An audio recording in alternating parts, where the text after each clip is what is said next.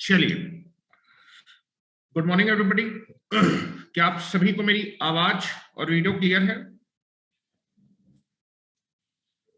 क्या आप सभी को मेरी आवाज और वीडियो क्लियर है? अगर आवाज और वीडियो क्लियर हो तो हम अपने लेक्चर को स्टार्ट कर सकते हैं। इंटीमेट करें बेटा। चलिए, तो मेरे ख्याल से सभी चीजें ओके हैं, तो अपने लेक्चर को स्टार्ट करते हैं। कल हम लोगों ने आपका जो है that is triple AC conductor के बारे में पढ़ा था। That is triple AC, all aluminium alloy conductor. ठीक है। नेक्स्ट आपका जो है एक कंडक्टर होता है that is ACAR conductor, that is aluminium conductor alloy reinforce. ठीक है। तो ये जो एलॉय होगा, यहां पर जो मैं एलॉय यूज कर रहा हूं ये एल्यूमिनियम का एलॉय होगा, जो कि आपका जो है मैंने बताया था कि जनरली क्या होता है कि आपका जो एल्यूमिनियम का एलॉय था जिसका हम लोग कल जिक्र कर रहे थे, एक मैंने आपको बताया था दैट इज 5005 और एक था सिल्मालेक्ट। ठीक है।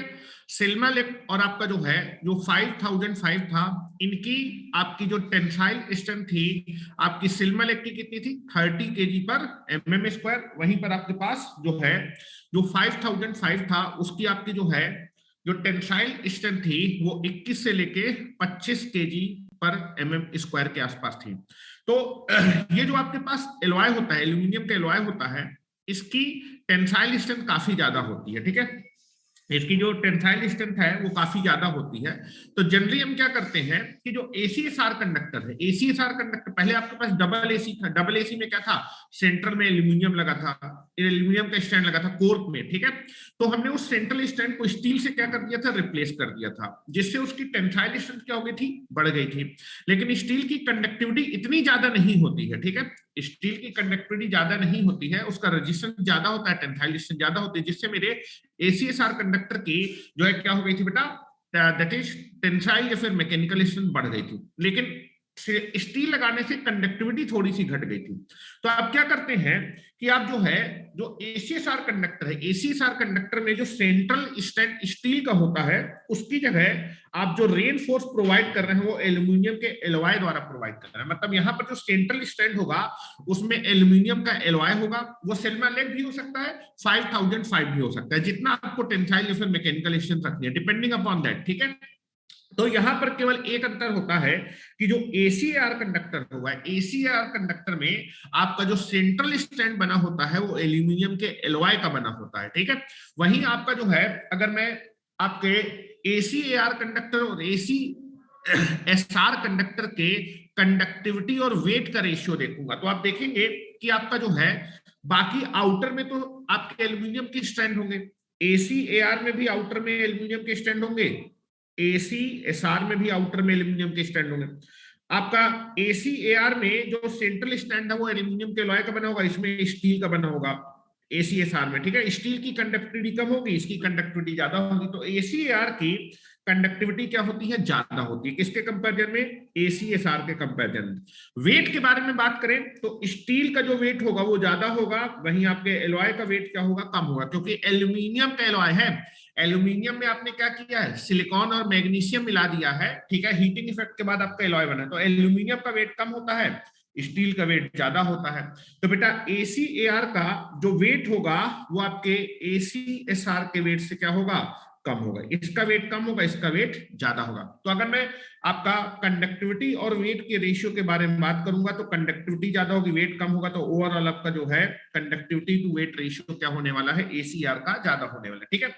उसके बाद देखेंगे, चूंकि इसकी कंडक्टिविटी ज्यादा होती है और ACSR कंडक्टर की कंडक्टिविटी कम होती है, अगर दोनों से सेम करंट पास करना है, दोनों से सेम करंट पास करना है, तो बेटा यहां पर आप देखेंगे, यहां पर आपके पास सेंट्रल में कंडक्टिंग मटेरियल, यहां पर सेंट्रल में उतना कंडक्टिंग मटेरियल नहीं, तो अगर सेम करंट पास कराना है तो यहां पर आपको कंडक्टिंग मटेरियल ज्यादा यूज करना पड़ेगा ACAR के मुकाबले।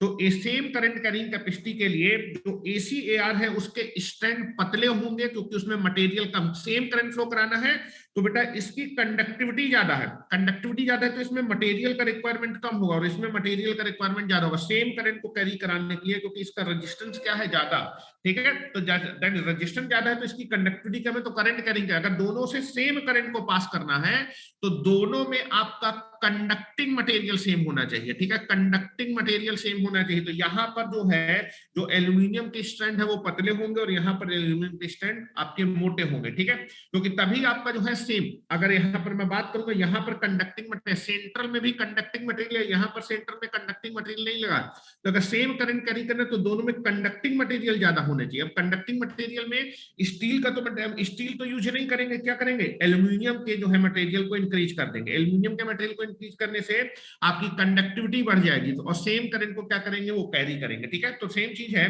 कि आपका जो ACAR है और आपका ACSR में अगर सेम करंट को कैरी कराना है, for same current carrying capacity ACAR का जो कंडक्टर होगा छोटा होगा, वहीं आपका जो है ACSR का कंडक्टर आपका बड़ा होगा, ठीक है। तो ये सारे के सारे पॉइंट आप लोग लिख लीजिए, ठीक है। Now you can be go for that.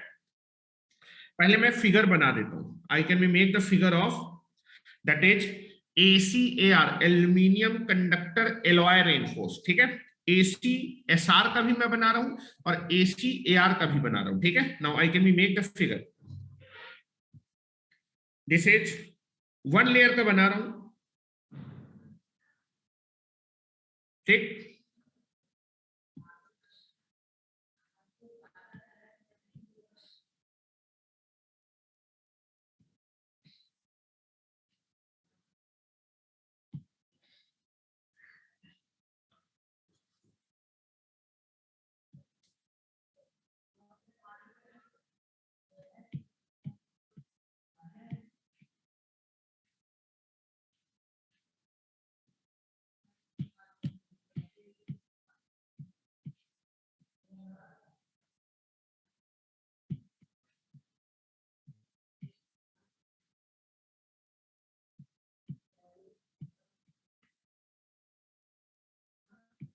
Now this is nothing but the आपका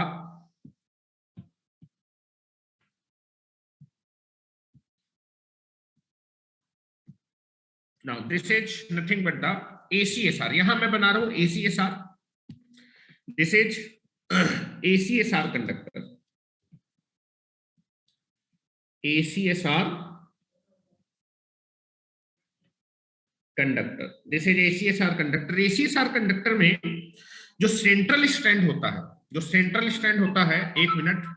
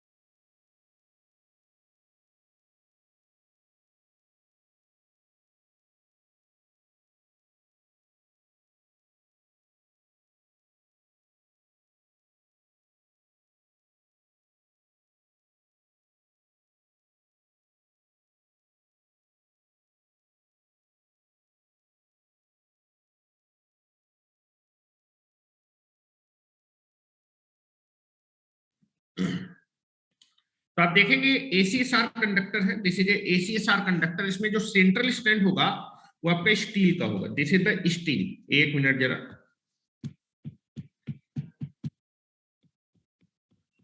दिस इज स्टील, ये स्टील का होगा। बाकी आपके जो है फर्स्ट लेयर में जितने भी स्ट्रैंड है वो सारे के सारे एल्यूमिनियम के, this is the aluminium strands, this is aluminium strands, this is the aluminium strands, ठीक है। वहीं पर अगर मैं ACAR का बनाऊं, this is ACAR conductor, this is ACAR conductor. ACR conductor में जो सेंट्रल स्ट्रैंड होगा वो एल्यूमिनियम का एलॉय होगा, this is the aluminium alloy, this is aluminium alloy. Central strand aluminium के एलॉय का बना होगा। बाकी सारे के सारे जो स्ट्रैंड्स होंगे वो आपके क्या होंगे बेटा, that is nothing but the aluminium के बने होंगे। एल्यूमिनियम के एलॉय लगाने से ये तो बेटा इसकी मैकेनिकल और टेंसाइल स्ट्रेंथ तो बढ़ा ही देगा, अच्छी खासी टेंसाइल मैकेनिकल स्ट्रेंथ होती है, कल बताया था, ठीक है। साथ ही साथ ये कंडक्टिंग मटेरियल, इसकी कंडक्टिविटी भी अच्छी खासी होती है। तो यहाँ पर आप देखेंगे सेंट्रल में कंडक्टिंग मटेरियल है, यहाँ पर स्टील लगा है, ठीक है। स्टील की कंडक्टिविटी उतनी ज्यादा नहीं होती है, तो ये ज्यादा करंट को कैरी कर पाएगा और ये कम करंट को कैरी कर पाएगा, this is the one advantage.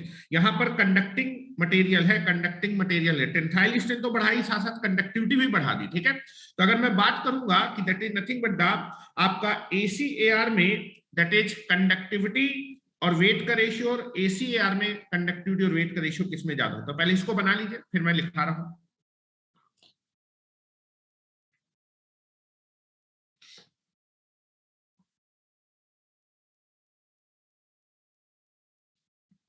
यहां मैं लिख देता हूं, दिस इज ए, जो सेंट्रल स्ट्रैंड है वो एल्यूमिनियम का एलॉय है, ये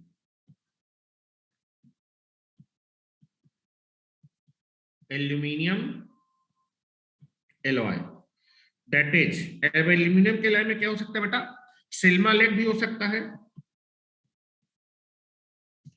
सिल्मालेक और 5005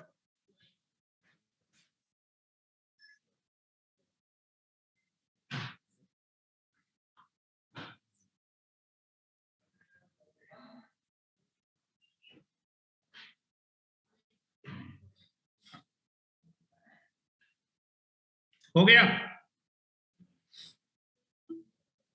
चलिए बात करते हैं दैट इज कंडक्टिविटी और वेट का रेशियो किसमें ज्यादा होगा, ठीक है। चलो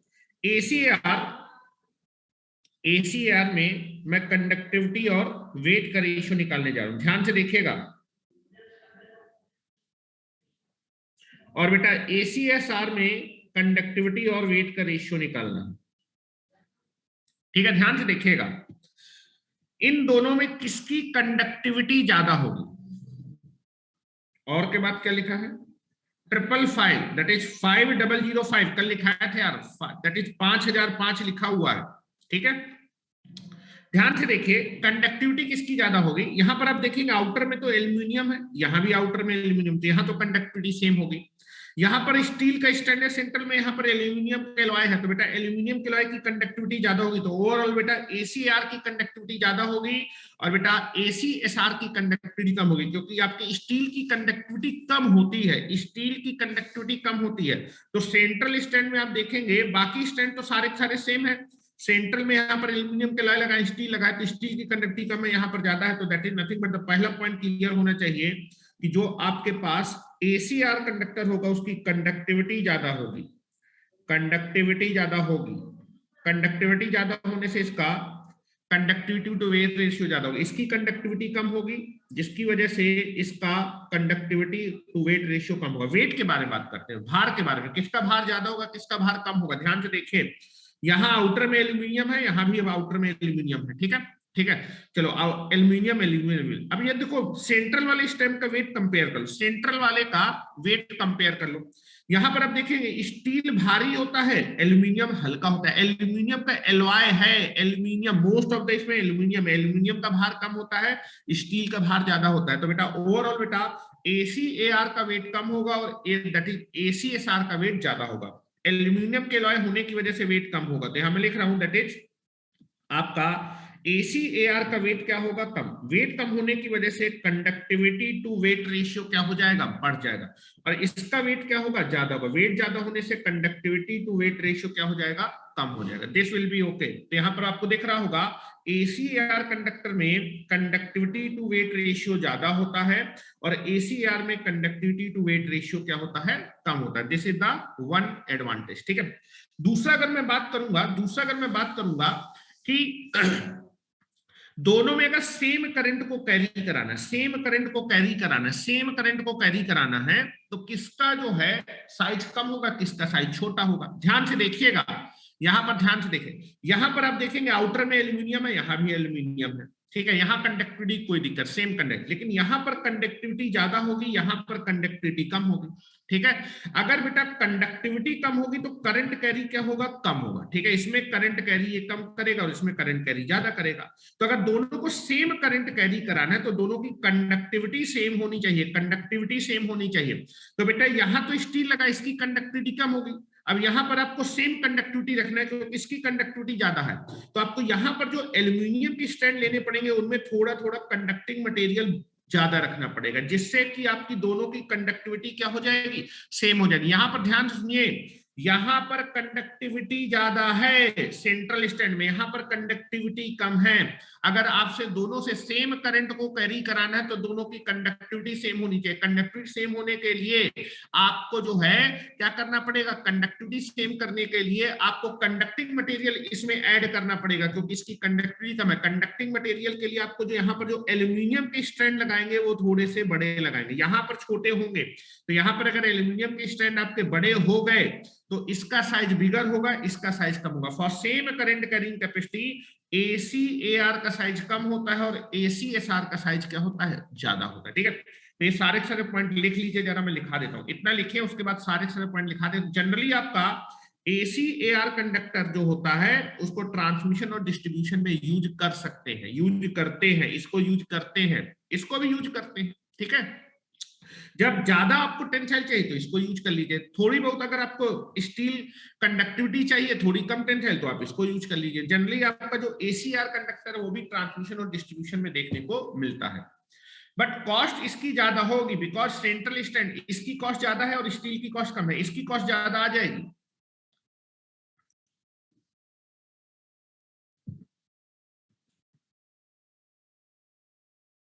हो गया, चलिए लिखे ACAR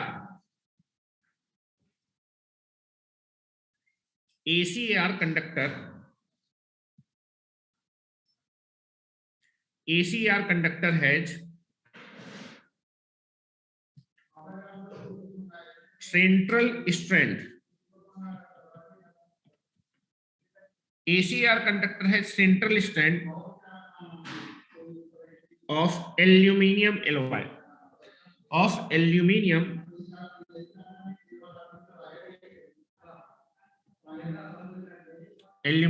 alloy surrounded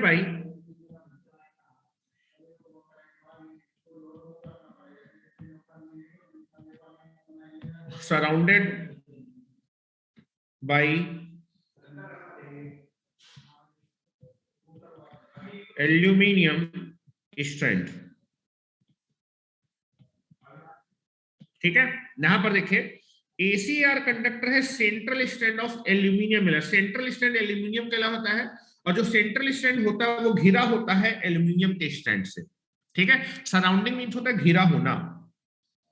एडवांटेज लिखिए, ACR कंडक्टर के एडवांटेज ACSR के ऊपर, ठीक है। देखिए नेक्स्ट हेडिंग डालेंगे, advantage of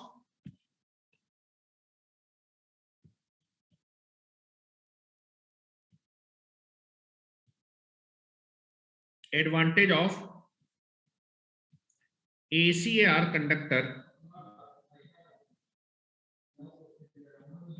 over ACSR conductor.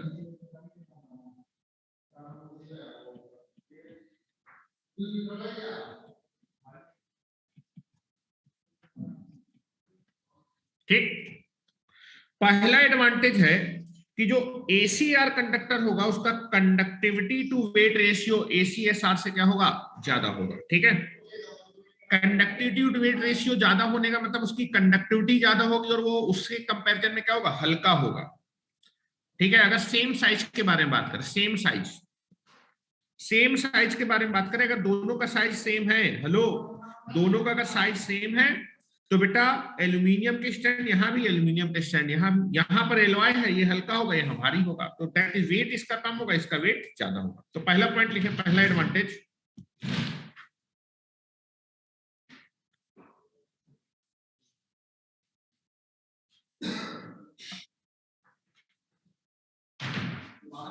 ACAR conductor has high conductivity to weight ratio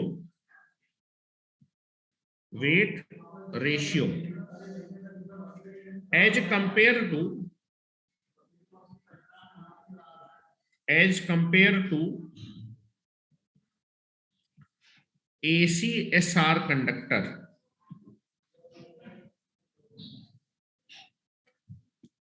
ACSR conductor of same diameter, this is important, same diameter का आप ACSR कंडक्टर लीजिए और सेम डायामीटर का ACAR कंडक्टर लीजिए। ACAR conductor का conductivity to weight ratio क्या होगा, ज्यादा होगा। सेम डायामीटर और सेम साइज लिख लीजिए। डायामीटर सेम होगा तो साइज भी क्या होगा, फॉर सेम साइज।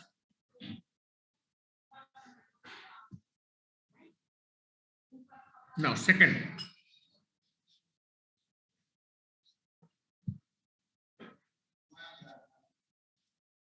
अगर दोनों ही कंडक्टर को सेम करंट कैरी करना है, फिर सेम कंडक्टिविटी रखनी है, तो ACAR का जो है, जो साइज होगा वो कम होगा ACSR से। सेम करंट कैरिंग कैपेसिटी या फिर same conductivity,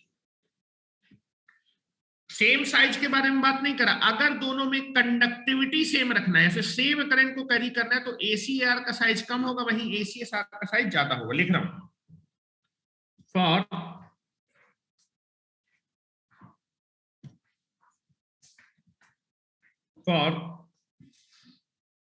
same current carrying capacity,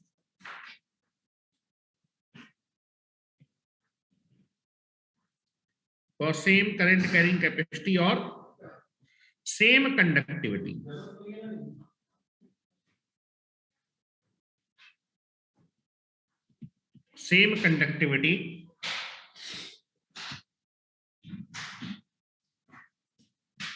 ACAR conductor has a smaller size,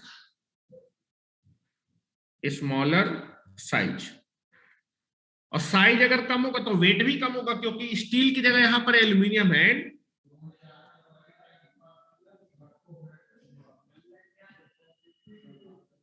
less weight. ठीक है, less weight as compare to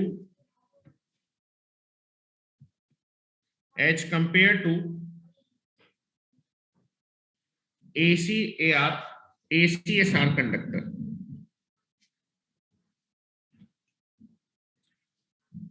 next application लिखेंगे,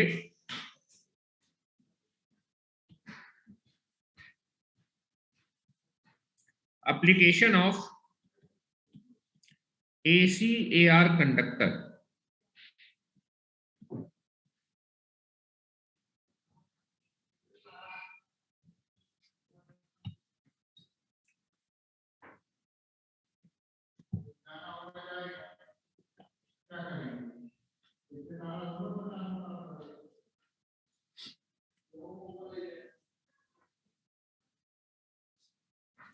नेक्स्ट लिखिए, इन सब एडवांटेज की वजह से, इन सब एडवांटेज की वजह से आप देखिए इसकी टेंसाइल स्ट्रेंथ भी अच्छी है, कंडक्टिविटी भी अच्छी है, वेट भी कम है। तो जनरली वेट कम होगा तो आपको टावर्स कैसे लगाने पड़ेंगे, टावर की स्ट्रेंथ कम होगी, आपको कम कॉस्टली टावर लगाने की जरूरत पड़ेगी, ठीक है। ज्यादा कॉस्ट की जरूरत नहीं, क्योंकि मैकेनिकल स्ट्रेंथ उनकी कम चाहिए, क्योंकि वेट भी क्या है इस कंडक्टर का कम है।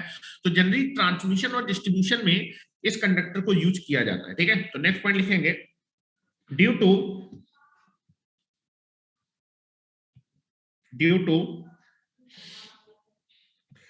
the above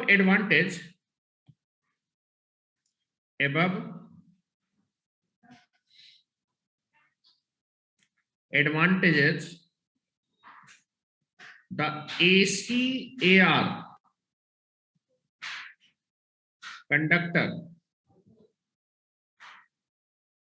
are widely used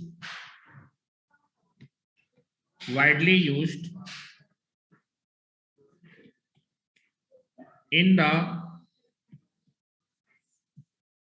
overhead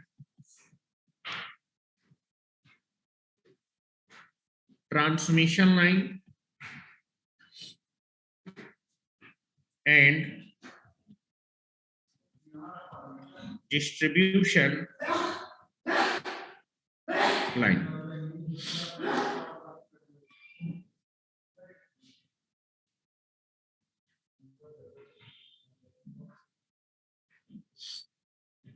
क्या आवाज नहीं आ रही है? मेरे ख्याल से आवाज आ रही होगी।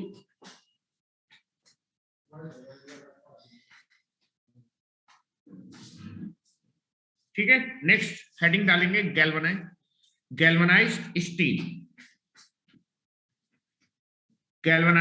Steel conductor. आप देखें गांव में आपको गैल्वनाइज्ड स्टील का कंडक्टर दिख जाएगा, क्योंकि वहां पर कॉस्टिंग जो है होता है वो आपका जो है इकोनॉमिकल, वहां पर कॉपर का कंडक्टर, वहां पर आपके लोड भी इतने ज्यादा नहीं होते कि बहुत ज्यादा करंट आपको फ्लो कराना है, ठीक है। तो जनरली जहां इकोनॉमिकल दिक्कत होती है तो वहां पर आप जो है स्टील के कंडक्टर्स क्या कर लेते हैं, यूज कर लेते हैं, ठीक है। तो नेक्स्ट हेडिंग डालेंगे बेटा, नेक्स्ट कंडक्टर ये galvanised steel conductor.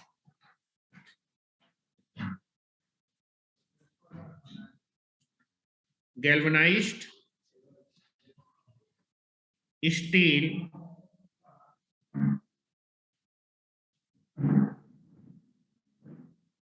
conductor।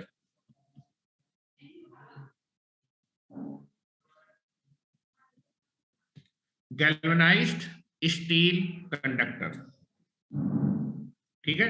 galvanized steel conductor के बारे में हम लोग क्या कर रहे हैं, बात कर रहे हैं।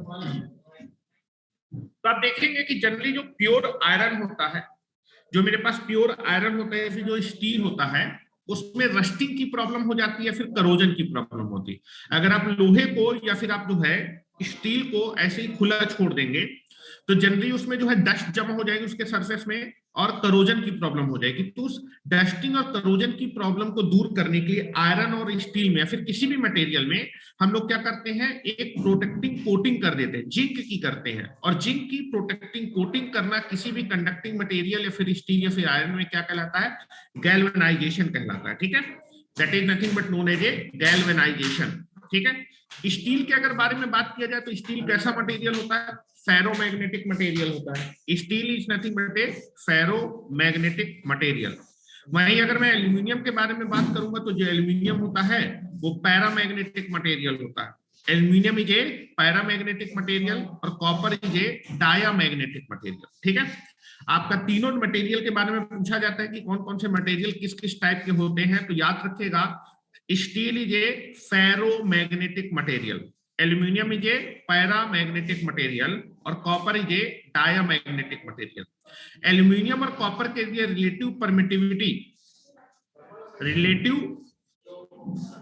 Permeability mu R, relative permeability की वैल्यू कितनी होती है, 1 होती है, ठीक है।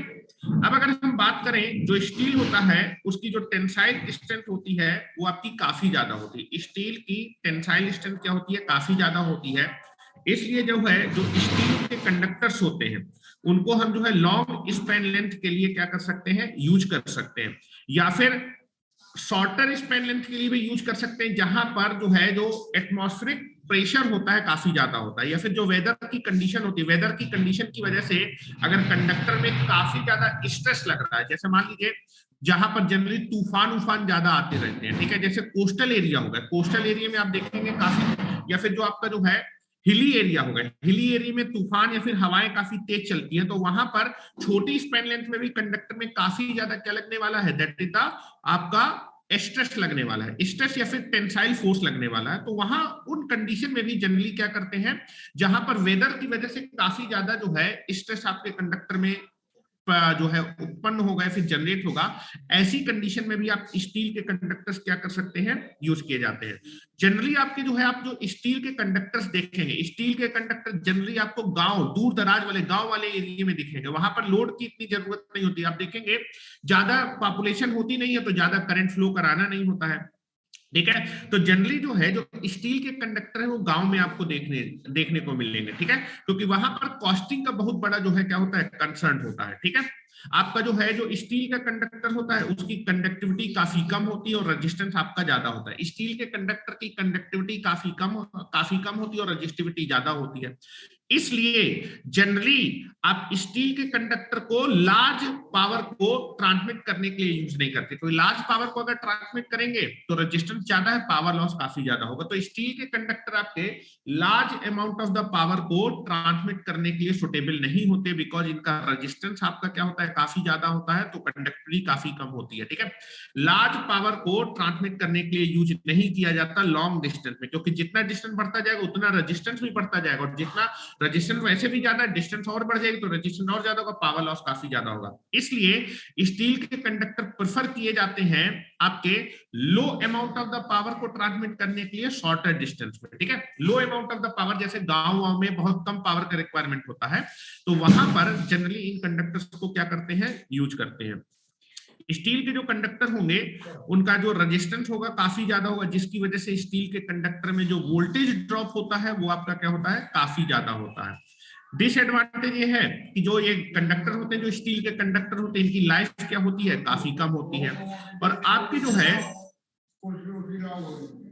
गैल्वेनाइज्ड स्टील की जो सीट होती हैं या फिर पाइप होते हैं, वो आपके यूज किए जाते हैं ट्रांसमिशन लाइन के पोल्स को बनाने के लिए। जनरली जो स्टील की सीट होगी और पाइप्स होंगे, क्योंकि जो स्टील होती है वो या तो सीट के फॉर्म पे आती है या तो पाइप के फॉर्म पे आती है, और जनरली ये बनाने के लिए यूज की जाती है आपके ट्रांसमिशन लाइन के जो पोल होते हैं, ट्रांसमिशन लाइन के पोल्स को बनाने के लिए यूज करते हैं।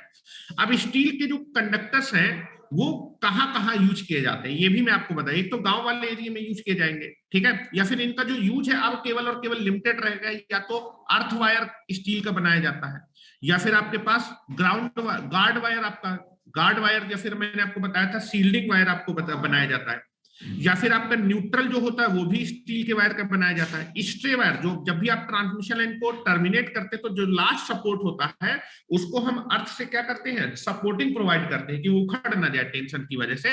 तो that is nothing but stray wire या फिर गाय वायर के भी तौर पे यूज करते हैं। कई बार टेली कम्युनिकेशन लाइन में भी स्टील के कंडक्टर्स यूज कर लेते हैं, ठीक है। तो ये आपका मैंने ब्रीफ समरी आपको दे दिया, इसको मैं आपको 1 by 1 करके लिखा देता हूँ, ठीक है। लिखना स्टार्ट करें। गैल्वेनाइज्ड स्टील कंडक्टर के बारे में।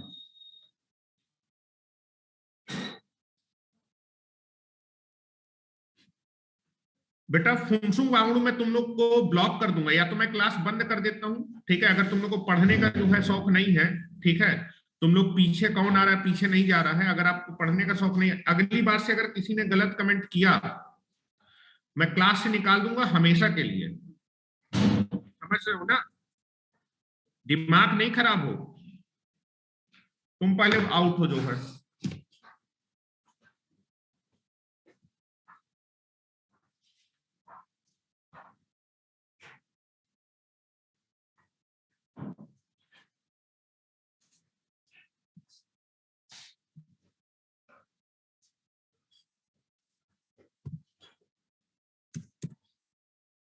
अब आप कमेंट करते जाइए, आपको मैं क्लास से हटाता जा रहा हूँ, ठीक है, यही एक चारा है और कोई चारा है। चलिए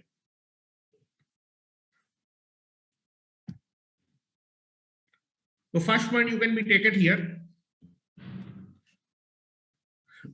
the pure iron, the pure iron and steel, the pure iron and steel, मतलब प्योर स्टील के बारे में ही बात कर रहे हैं. The pure iron and pure steel get rusted और corrode मीन्स होता है जंग लग जाना. ठीक है,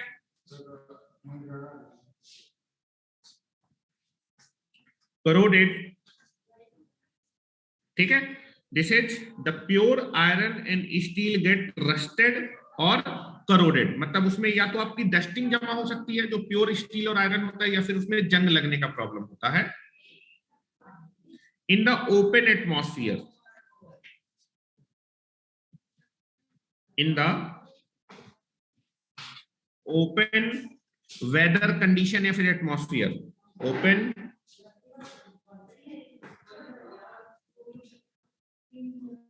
weather condition,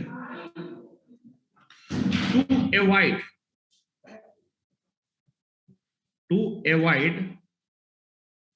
corrosion,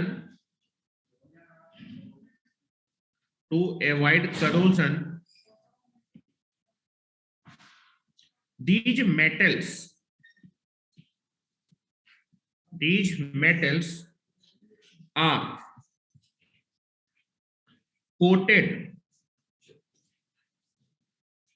metals are coated,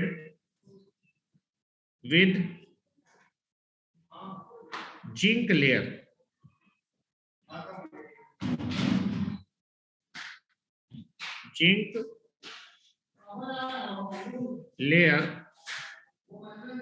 coating.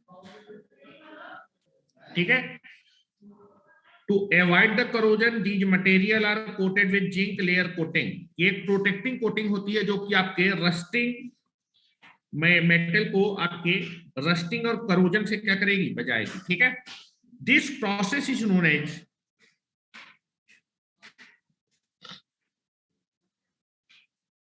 this process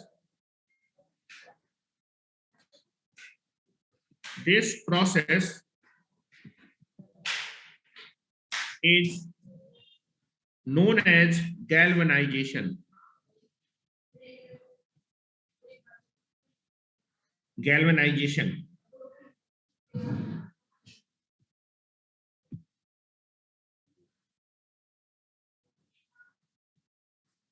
ठीक है, this process is known as a galvanisation.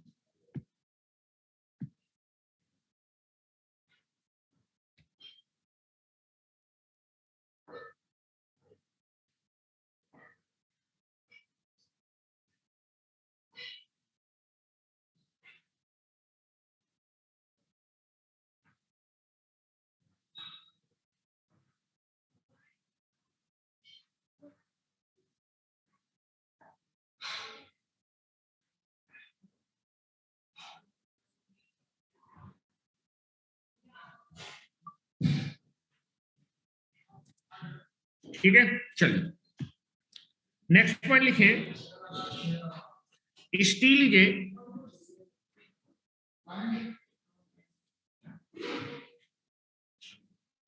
A ferromagnetic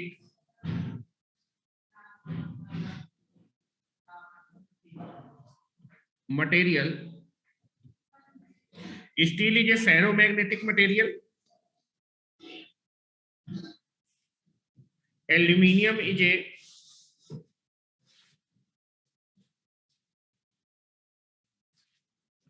paramagnetic material and copper is a diamagnetic material.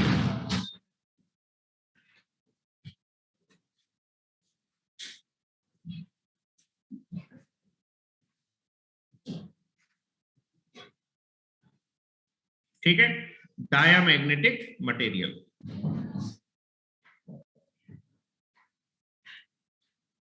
Steel is a ferromagnetic material, aluminium is a paramagnetic में, copper is a diamagnetic material. दूसरा बात करेंगे जो relative permeability होती है, relative permeability of aluminium copper हमेशा क्या मानी जाती है? 1। That is for copper and aluminium conductor जो रिलेटिव परमेबिलिटी होती है म्यू आर, वो कितनी होती है? 1।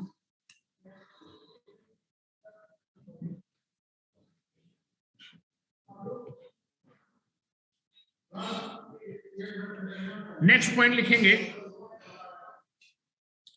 क्योंकि नॉर्मली जो है जो स्टील का रेजिस्टेंस और स्टील की जो टेंसाइल स्ट्रेंथ है वो क्या होती है? काफी ज्यादा होती है। इसलिए आपके जो स्टील के कंडक्टर होते हैं वो हाई स्पैन लेंथ में क्या किए जाते हैं? यूज किए जाते हैं, या फिर शॉर्टर लाइन सेक्शन में यूज किए जाते हैं जहां पर एबनॉर्मल हाई स्ट्रेस प्रोड्यूस होता है वेदर कंडीशन, मतलब जहां पर तूफान जो है ज्यादा आते रहते हैं, वहां पर कंडक्टर में काफी ज्यादा स्ट्रेस होता है। अगर स्ट्रेस काफी ज्यादा डेवलप होगा तो टेंशन ज्यादा डेवलप होगा तो कंडक्टर के ब्रेक होने के चांस ज्यादा होते हैं। इसलिए जहां भी आपके पास एबनॉर्मल हाई स्ट्रेस होगा वेदर कंडीशन से, शॉर्टर लाइन सेक्शन में या फिर लॉन्गर स्पैन लेंथ में आप स्टील का कंडक्टर क्या कर सकते हैं? यूज कर सकते हैं। ठीक है, तो लिखेंगे steel has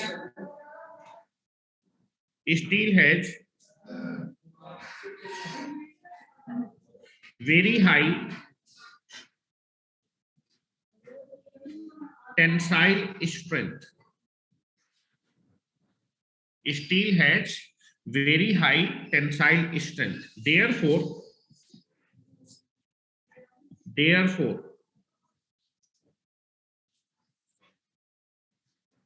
galvanized steel conductor can be used for very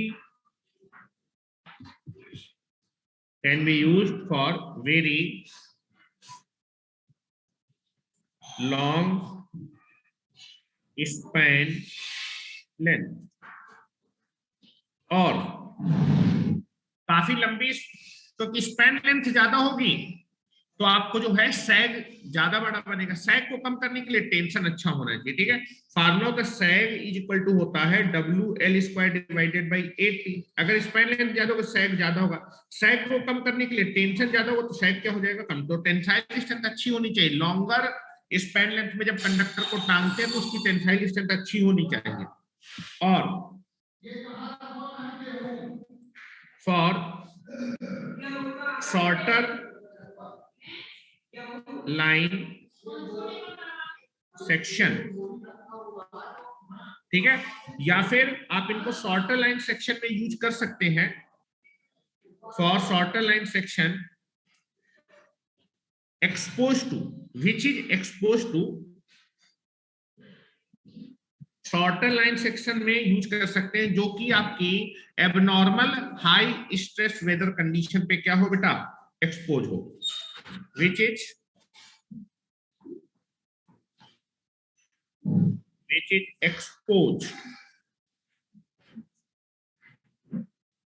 exposed to abnormal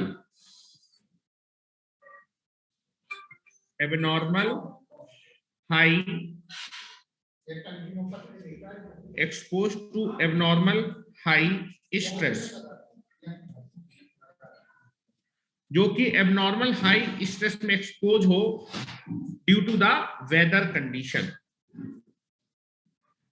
due to weather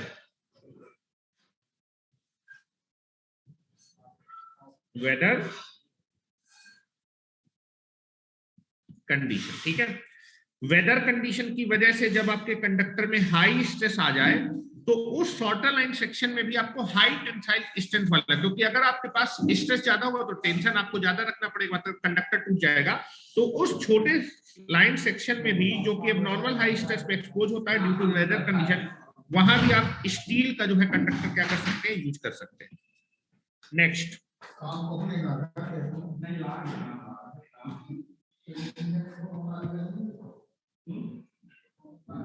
generally जो है जो स्टील के कंडक्टर होते हैं वो रूरल एरिया में, गांव गांव वाले एरिया में जो है आपका जो है यूज किए जाते हैं, जहां पर इकोनॉमिकल या फिर कॉस्ट आपका मेन कंसर्न होता है। ठीक है, लिखेंगे steel conductors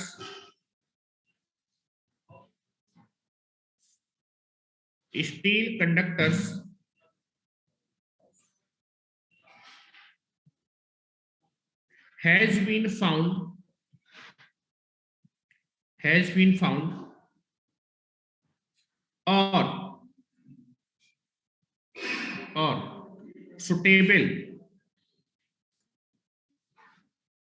been found or suitable in rural means गांव वाले area, rural area where cost is the main concern.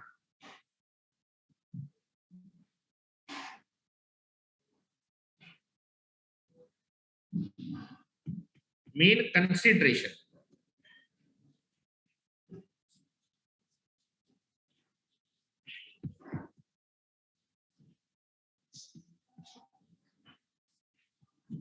जहां पर कॉस्ट आपकी काफी कंसिडरेबल हो।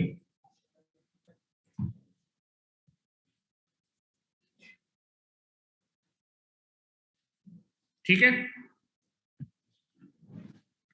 नेक्स्ट लिखेंगे क्योंकि इसकी कंडक्टिविटी कम होती है स्टील की और इसका जो है रेजिस्टेंस ज्यादा होता है, तो आप huge amount of the power transmit करने के लिए इस कंडक्टर को यूज नहीं करते। ठीक है, बिकॉज और लेंथ अगर ज्यादा होगी तो भी रेजिस्टेंस ज्यादा होगा, that is high power long distance के लिए इसको यूज नहीं करते। ठीक है,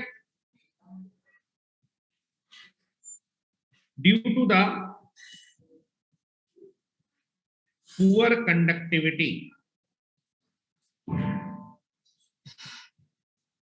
due to the poor conductivity and high resistance,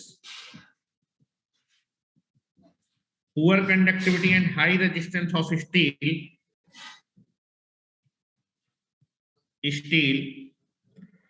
the steel conductor, the steel conductors are not suitable for transmitted या फिर transmitting large power over a long distance। ठीक है, क्योंकि बेटा आप देखेंगे रेजिस्टेंस ज्यादा है, जैसे जैसे डिस्टेंस बढ़ती जाएगा रेजिस्टेंस और बढ़ जाएगा, और अगर ज्यादा पावर को आप ट्रांसमिट करेंगे तो more amount of the power loss में चली जाएगी। तो these are not suitable to transmit a large power over a long distance. ठीक है, नेक्स्ट, हाउएवर, इसी के आगे लिखेगा हाउएवर, जबकि, हाउएवर मींस जबकि, दे कैन बी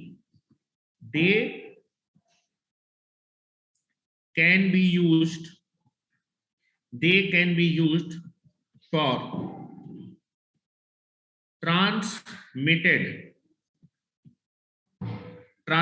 कर दो, transmitting a small power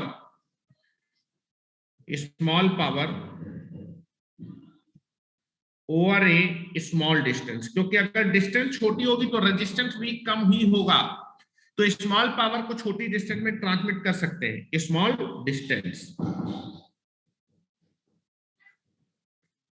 where the use of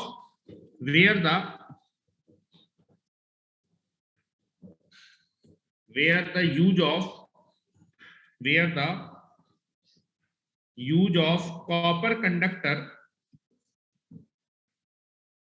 where the use of copper conductor is uneconomical. गांवों में कॉपर का कंडक्टर काफी महंगा पड़ जाएगा क्योंकि वहां उतनी लोडिंग होती नहीं है, तो वहां पर यही कंडक्टर यूज करते हैं, is an.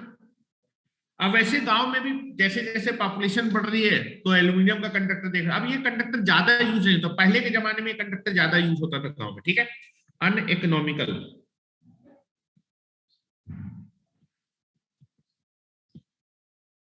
Next,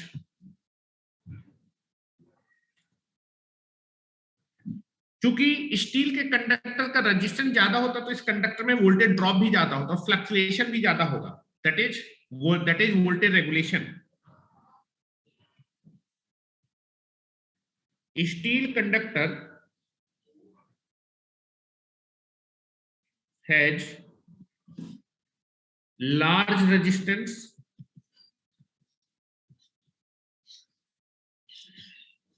and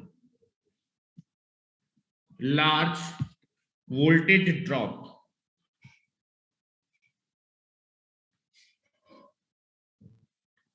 Large voltage drop occurs in the conductor. क्योंकि इसका रेजिस्टेंस ज्यादा होता है, इसलिए इस कंडक्टर में वोल्टेज ड्रॉप भी ज्यादा होता है। डिसएडवांटेज होता है कि इस कंडक्टर की लाइफ बहुत छोटी होती है, 8 से 10 साल में कंडक्टर खराब हो जाता है, ठीक है, या फिर 15 साल मान के चले, ठीक है, ज्यादा लाइफ नहीं होती क्योंकि लॉस बहुत ज्यादा होता है। Heating effect is very very high, due to the heating effect इस कंडक्टर की लाइफ बहुत कम होती है। The disadvantage,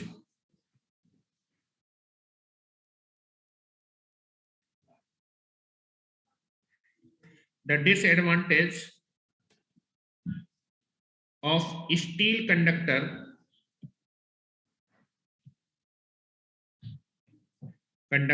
has shorter life,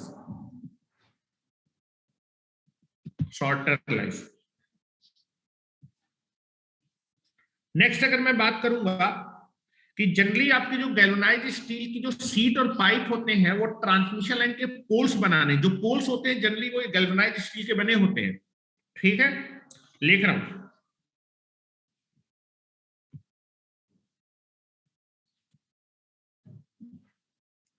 galvanised steel sheets and pipe are used for making the poles of transmission line.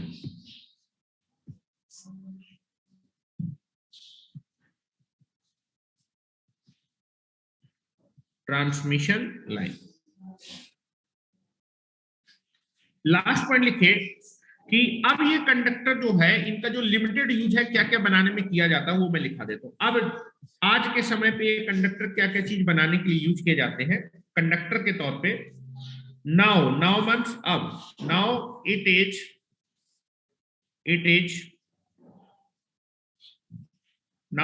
Used,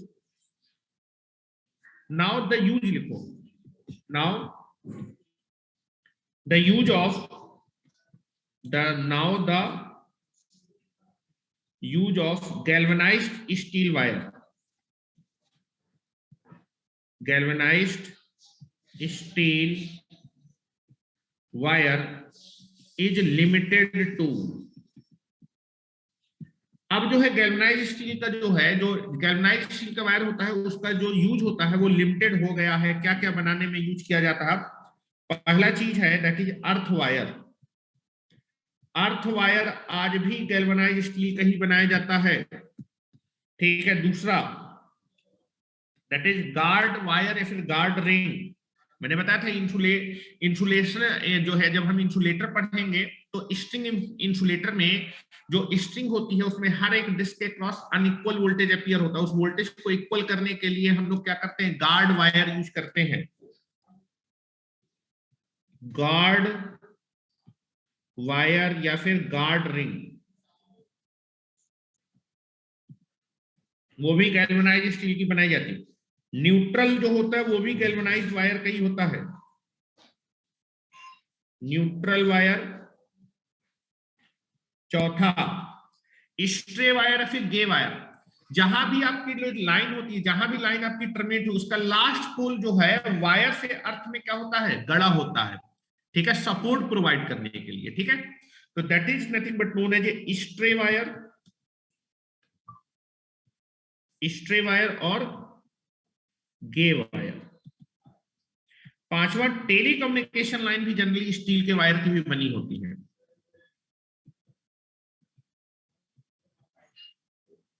telecommunication line,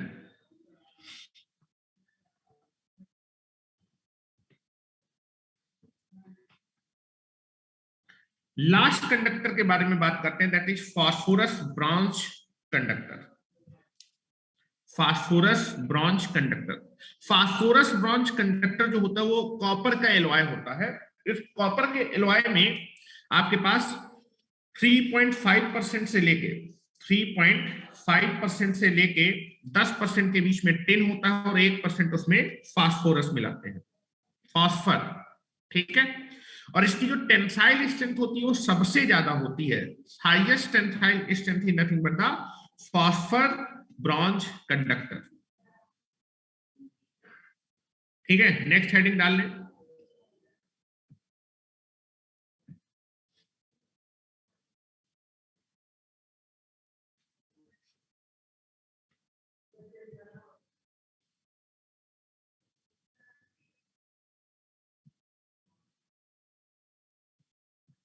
phosphor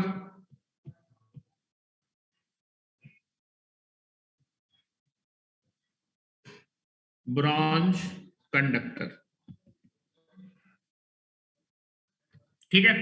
पहले मैं आपको point बता देता हूं, नीचे कर दे।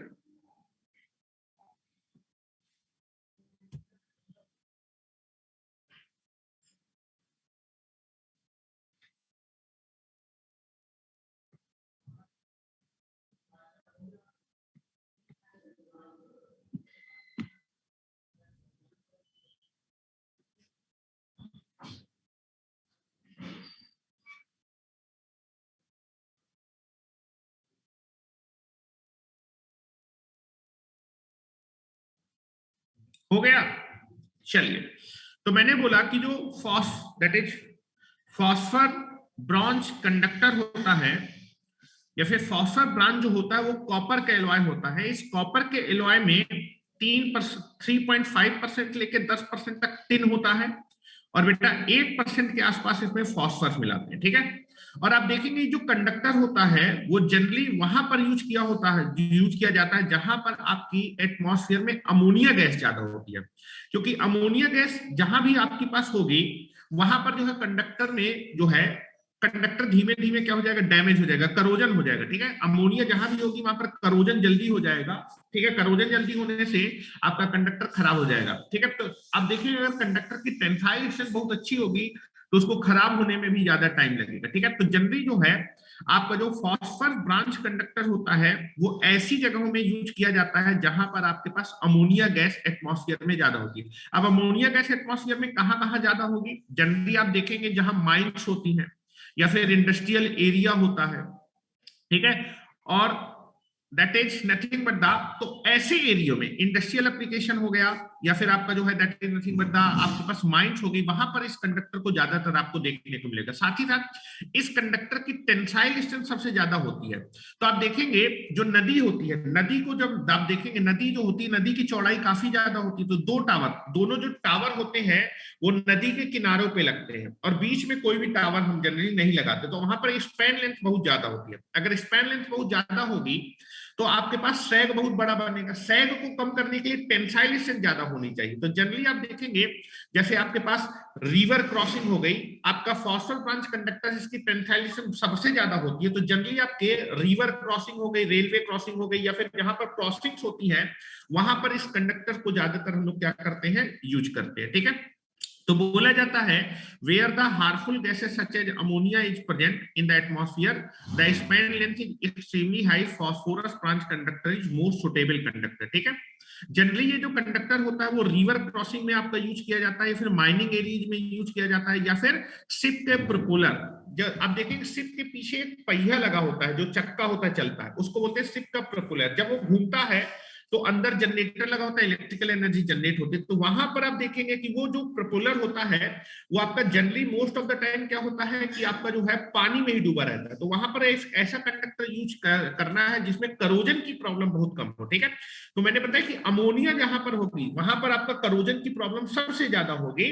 तो फास्फोरस ब्रांच जो कंडक्टर होता है उसमें करोजन रेजिस्टेंट प्रॉपर्टी बहुत ज्यादा होती है। तो जनरली शिप के प्रोपेलर में भी इस कंडक्टर को हम लोग क्या कर लेते हैं बेटा, यूज कर लेते हैं। ठीक है, आपका जो है ये जो कंडक्टर होता है ये कॉपर से काफी ज्यादा स्ट्रॉन्ग होता है, कॉपर के कंडक्टर से काफी ज्यादा इसकी टेंसाइल डिस्टेंस होती है, लेकिन इसकी कंडक्टिविटी कॉपर के मुकाबले कम होती है। ठीक है, आपका जो है फॉस्फर और ब्रॉन्ज को मिलाने से इसकी जो है टेंसाइल स्ट्रेंथ स्ट्रॉन्गनेस बढ़ जाती है, मैकेनिकल स्ट्रेंथ बढ़ जाती है, लेकिन कंडक्टिविटी कम हो जाती है। अगर आप इस कंडक्टर की कंडक्टिविटी को बढ़ाना चाहते हैं तो स्ट्रैंडिंग हम किसी भी कंडक्टर में कर सकते हैं। तो अगर मैं इस कंडक्टर की फॉस्फर ब्रॉन्ज कंडक्टर की कंडक्टिविटी को बढ़ाना चाहते हैं तो जनरली हम लोग कैडमियम कॉपर का कोर लगा देते हैं, मतलब स्ट्रैंडिंग करते हैं, कोर हम लगाएंगे कैडमियम कॉपर का, और जो आउटर में स्ट्रैंड लगे होंगे वो फास्फोरस ब्रॉन्ज कंडक्टर के लगे होंगे। ठीक है, उसके बाद अगर मैं बात करूंगा दैट इज एप्लीकेशन के बारे में, ये जो कंडक्टर हैं वो यूज किए जाते हैं, जो लाइन आपकी कहां से पास होती है, मरीन मतलब समुद्री इलाकों से, समुद्री इलाके फिर नदी वाले एरिया से पास करेंगे, वहां पर आप इस कंडक्टर को यूज कर सकते हैं। ठीक है, दूसरा शिप के प्रोपेलर जो होते हैं उनमें इन कंडक्टर्स को यूज किया जाता है, और जनरली जो आपके इलेक्ट्रिकल कॉन्टेक्ट्स होते हैं, मतलब जो है इक्विपमेंट के टर्मिनल है, वो मैंने बताया था कॉपर के बने होते हैं, कॉपर के एलॉय है। तो जनरली आपके इक्विपमेंट्स के कॉन्टेक्ट्स को बनाने के लिए भी इस कंडक्टर को क्या करते हैं, यूज करते हैं। ठीक है, तो इस कंडक्टर के बारे में भी लिख लीजिए, फॉस्फर ब्रॉन्ज कंडक्टर लिख लीजिए। यहां पर ब्रैकेट में लिखिए ये जो कंडक्टर इसकी टेंसाइल स्ट्रेंथ सबसे ज्यादा हाईएस्ट टेंसाइल स्ट्रेंथ कंडक्टर है। एक मिनट,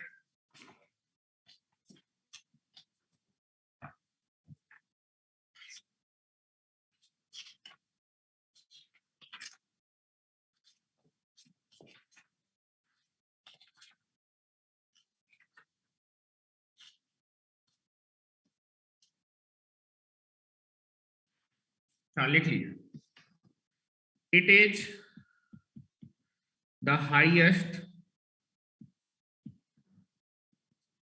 टेंसाइल स्ट्रेंथ कंडक्टर, या फिर आप बोल सकते हैं it is a most strongest conductor,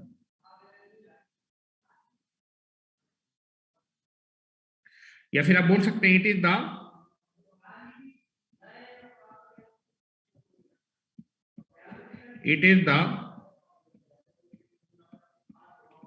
most strongest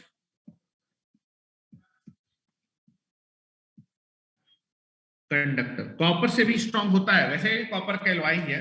ठीक है, लिखना स्टार्ट करें इनमें कुछ points.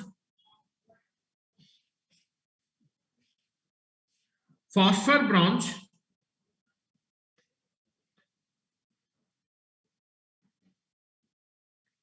Phosphor branch is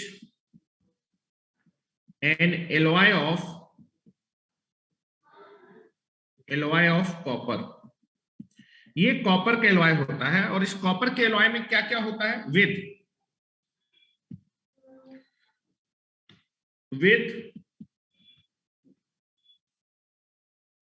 3.5% to 10% tin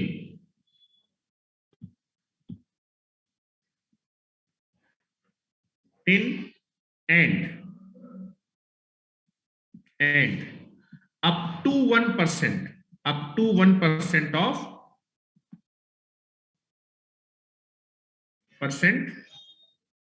phosphor।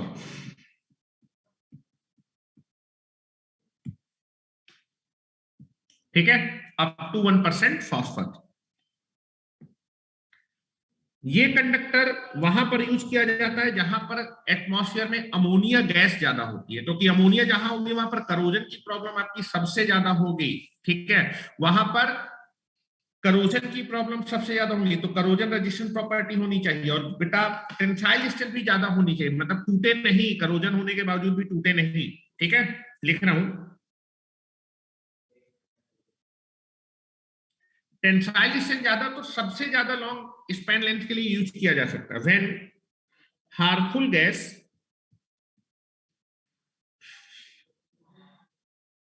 harmful gases such as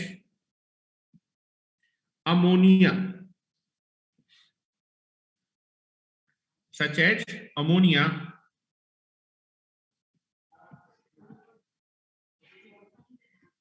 ammonia ammonia का फार्मूला क्या होता है बेटा, that is NH3 such as ammonia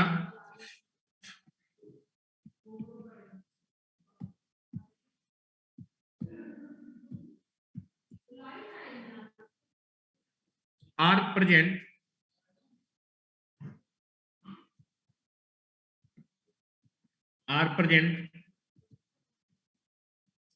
in the atmosphere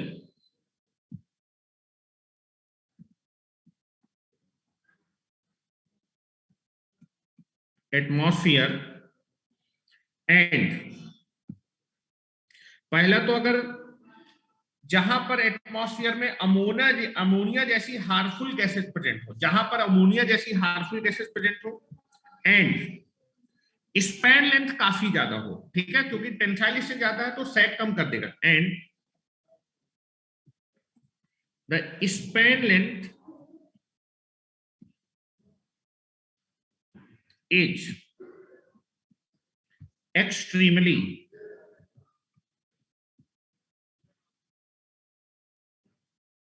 extremely long,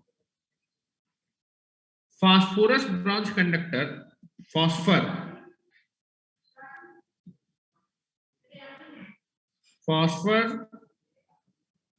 bronze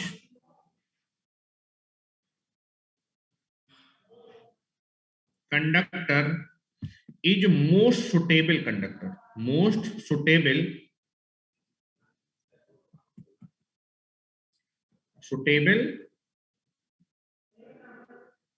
conductor. ठीक है, most suitable conductor. Hence therefore यहां पर word use किया long span length. Long span length कहां कहां हो सकती है, रिवर की क्रॉसिंग में। ठीक है, और बेटा अमोनिया जैसी हार्मफुल गैसेज कहां प्रेजेंट हो सकती है, माइंस में। ठीक है, तो लिख रहा हूं बेटा, therefore phosphor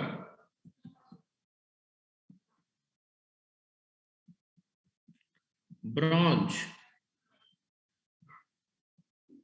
conductor is used in river crossing, very very important, काफी बार पूछा जाता है। रिवर क्रॉसिंग, रिवर जहां क्रॉस होगी, river crossing comma mines,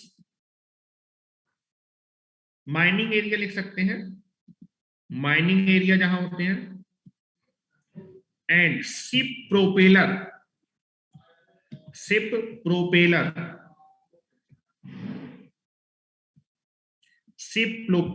ship के पीछे जो गोल गोल पहिया होता है उसके अंदर, क्योंकि इसमें रेजिस्टेंस,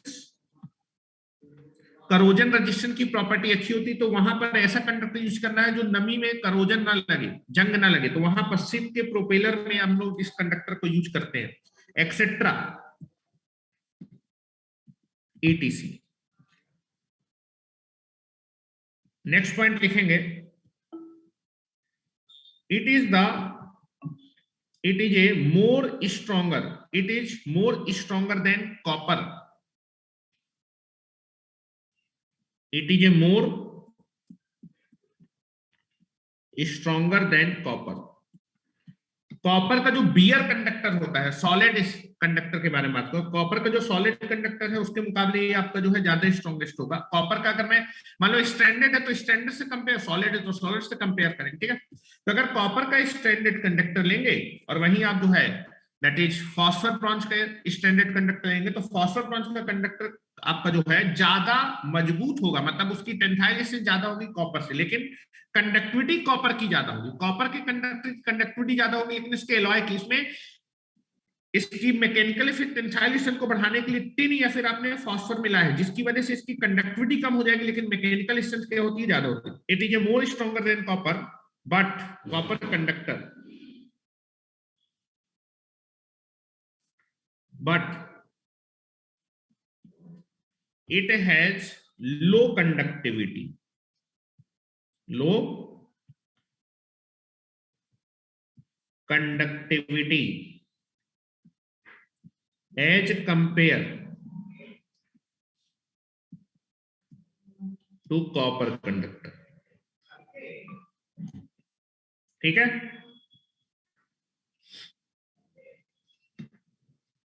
अगर आप अपने फॉस्फर ब्रॉन्ज कंडक्टर की कंडक्टिविटी बढ़ाना चाहते हैं तो सेंट्रल पे आप कैडमियम कॉपर कंडक्टर यूज कर सकते हैं, उसका कोर। इस स्टैंडर्ड कंडक्टर में आप कोर लगा दीजिए कैडमियम कॉपर का, जिससे जो है इसकी कंडक्टिविटी और बढ़ जाएगी, ठीक है। लिख रहा हूं, द कंडक्टिविटी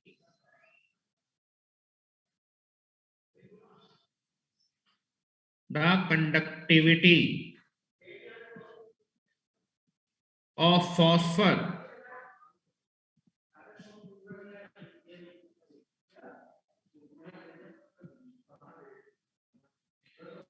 bronze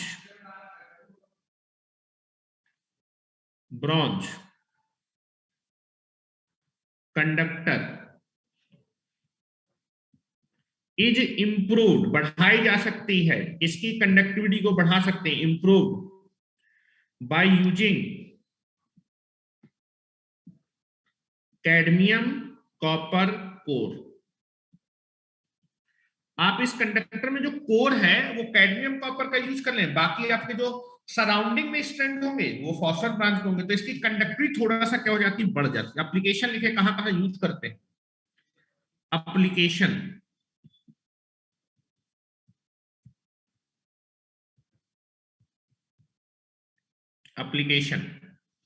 ये कंडक्टर जनरली आपका जो है जहां पर नमी वमी जंग लगने का चांस ज्यादा हो वहां मरीन एरिया पे यूज करते हैं।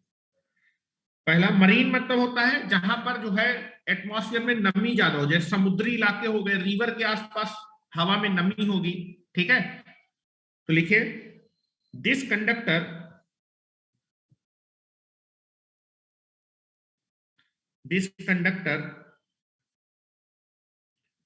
Can be used in the transmission लाइन में यूज करते हैं। जो ट्रांसमिशन लाइन आपकी नदी वदी या फिर जो है समुद्र के आसपास से जाती है, वहां पर एटमॉस्फेयर में नमी होती है तो जंग लगने का चांस ज्यादा होता है, तो वहां पर इस कंडक्टर की use, this conductor can be used in the transmission line passing through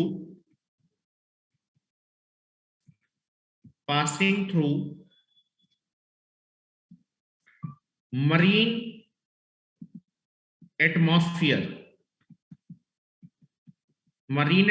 में तो नमी वाले एटमॉस्फेयर से। Next, this conductor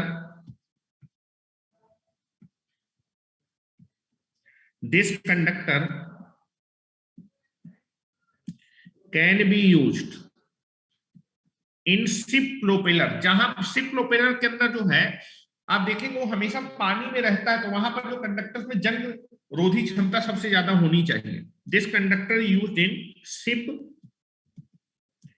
propeller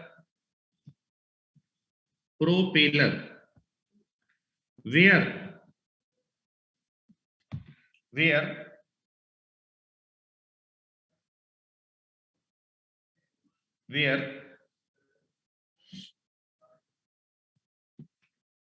high resistance to corrosion के लिए बेटा, high resistance to the corrosion is required. जंग के लिए जहां पर ज्यादा रेजिस्टेंस का रिक्वायरमेंट है वहां पर हम लोग शिप प्रोपेलर में इसको यूज करते हैं। तीसरा, क्योंकि कॉपर का ही कंडक्टर है, कॉपर का कंडक्टर मैंने बताया था कि इलेक्ट्रिकल कॉन्टेक्ट्स को बनाने में यूज होता है। सर्किट ब्रेकर के कॉन्टेक्ट हो गए, ठीक है, सीटीपीटी के टर्मिनल्स हो गए, ठीक है। तो लिख रहा हूं, दिस कंडक्टर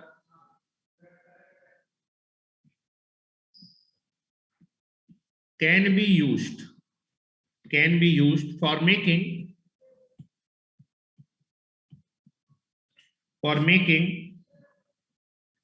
electrical contacts,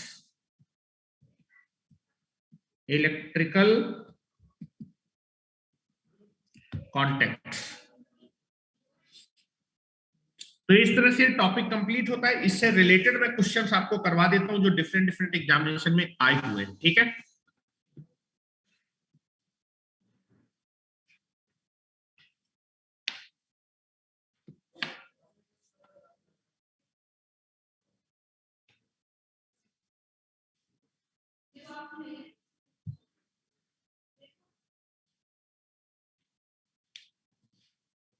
चलिए क्वेश्चन लिखवा देता हूं।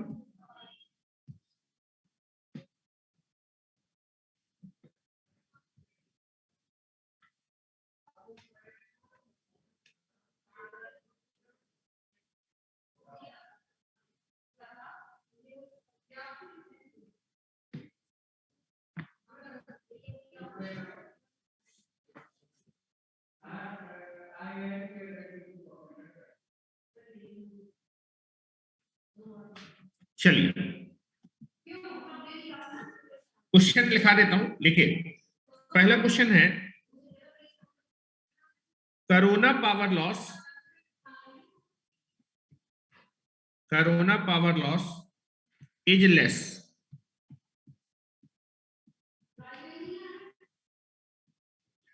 when the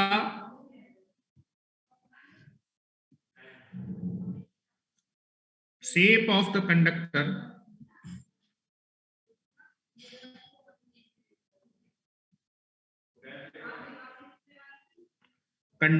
is। Corona power loss किस शेप के कंडक्टर में कम होता है? ऑप्शन दे रहा हूं,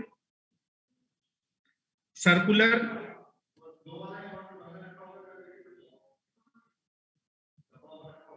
flat, triangular, independent of shape.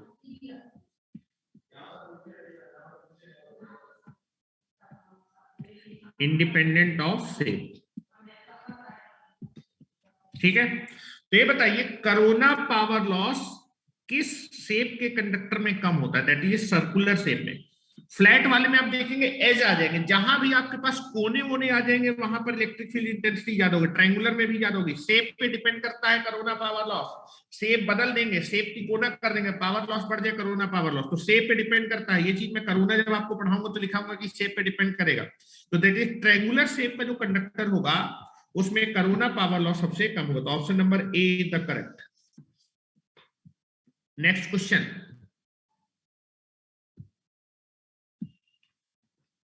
second question, the transmission line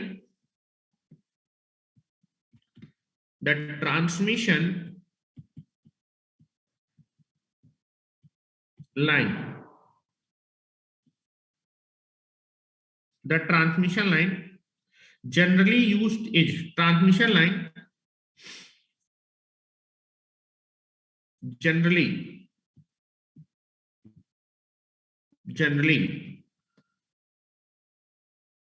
generally made up of। Option number A, transmission line generally किसकी बनी होती है? ट्रांसमिशन लाइन किस कंडक्टर की? Generally made up of which conductor? किस कंडक्टर की बनी होती है ट्रांसमिशन लाइन जनरली? ऑप्शन में देखेंगे कई सारे ऑप्शन है अपने पास। दैट इज AC AR की भी बनी होती है, ठीक है। ACSR की भी बनी होती है, ट्रिपल AC की भी बनी होती है। तो डिपेंडिंग अपॉन क्या ऑप्शन दिया है उस हिसाब से हम लोग ऑप्शन पिक करेंगे। दैट इज कॉपर कंडक्टर,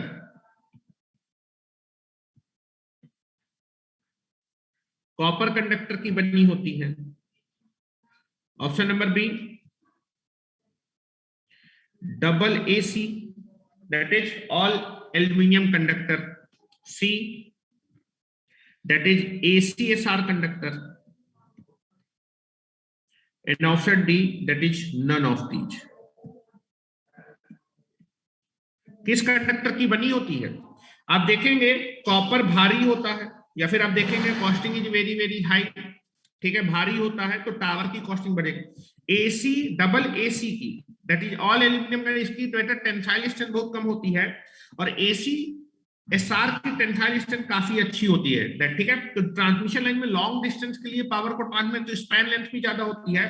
तो जनरली इन तीनों कंडक्टर में से कौन सा कंडक्टर यूज किया जाता है ट्रांसमिशन लाइन में? That is nothing but the ACSR conductor use करते हैं, ACSR कंडक्टर यूज करते हैं। Now next, which of the following has got higher value of aluminium as compared to copper conductor? Which of the following has got higher value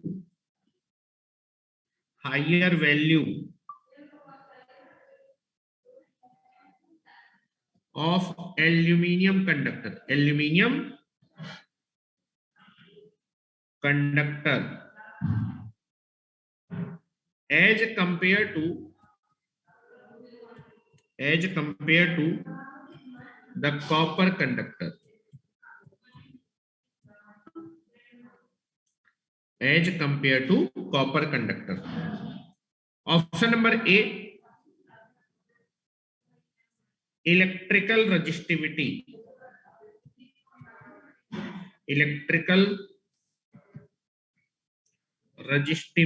जिसको हम specific resistance भी बोलते हैं। Option number B melting point,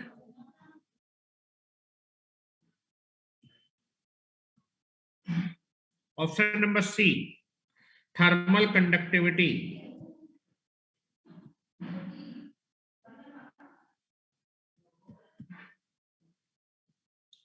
and option number D specific gravity.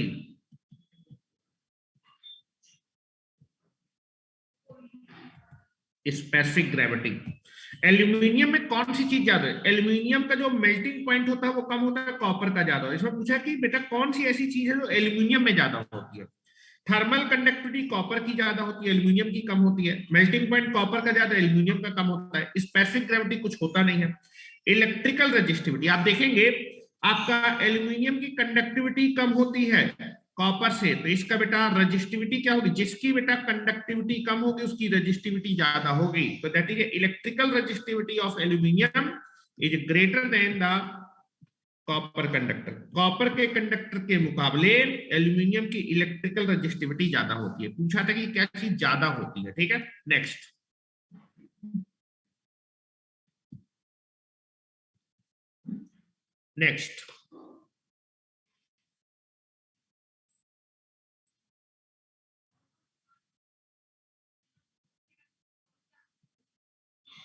ACSR conductor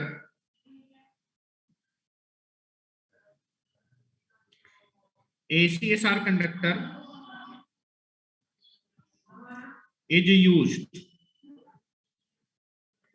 in place of copper. ACSR conductor is used in place of copper in overhead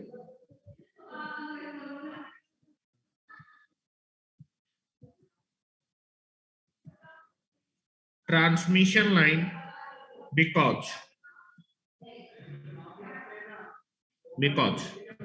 आपका ACSR conductor use किया जाता है copper के मुकाबले overhead transmission में copper की जगह हम क्या यूज करते हैं, एसीएसआर कंडक्टर। क्यों यूज करते हैं, ऑप्शन दे रहा हूं। ट्रांसमिशन लाइन में एसीएसआर कंडक्टर यूज किया जाता है, कॉपर का कंडक्टर नहीं यूज किया जाता। कॉपर के मुकाबले एसीएसआर कंडक्टर क्यों यूज किया जाता है, ऑप्शन दे रहा हूं। High current carrying capacity, high current carrying capacity, high current carrying capacity.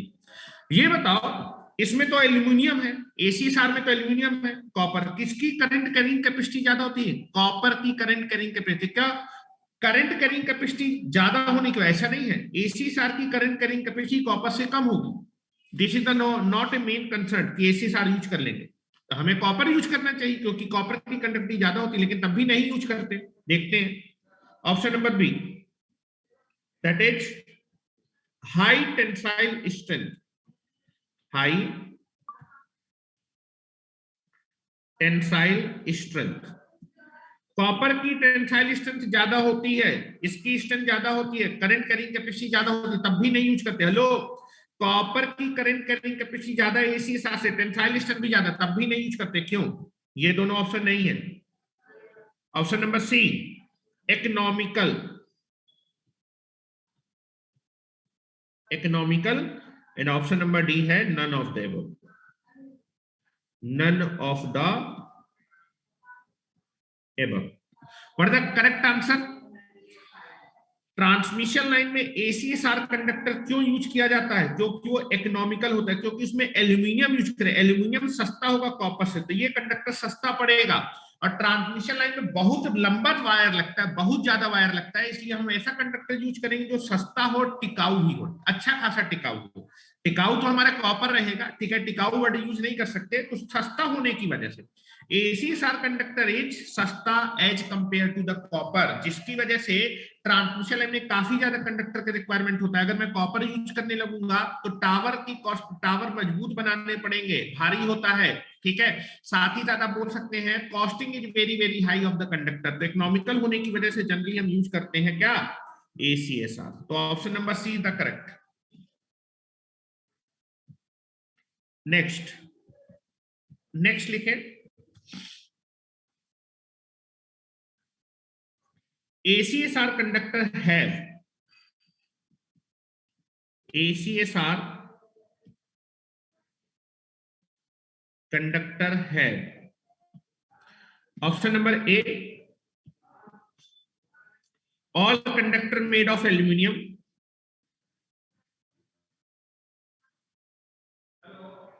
all conductor made of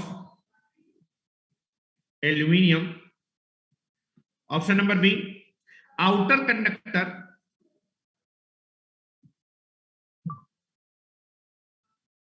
outer conductor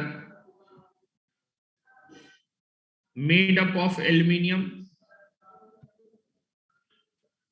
inner conductor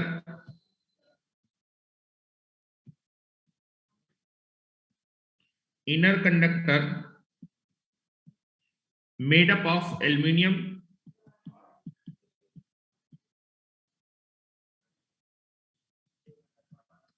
and option number D, no conductor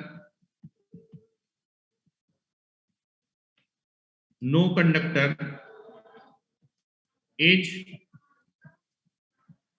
made up of aluminium। हाँ बताएं, ACSR conductor में inner conductor steel का होता है और outer conductor aluminium. तो option number B is the correct answer, that is outer conductor are made up of the aluminium. Next,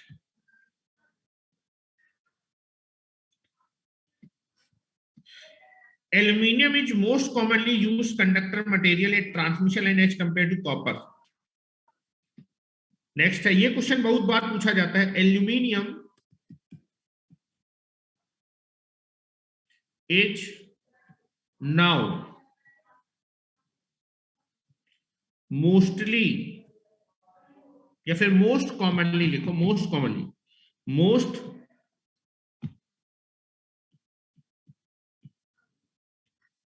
commonly used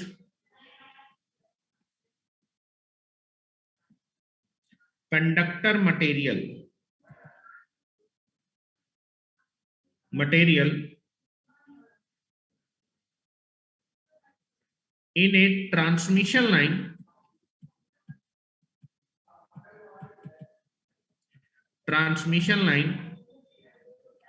then copper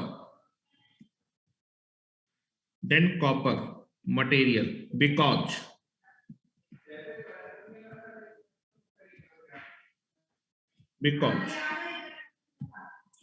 option number A, aluminium को क्यों use prefer करते हैं? It is more conductivity because it has more conductivity. क्या aluminium की conductivity ज्यादा होती है? नहीं, इस रीजन से यूज नहीं करते। Option number B, it has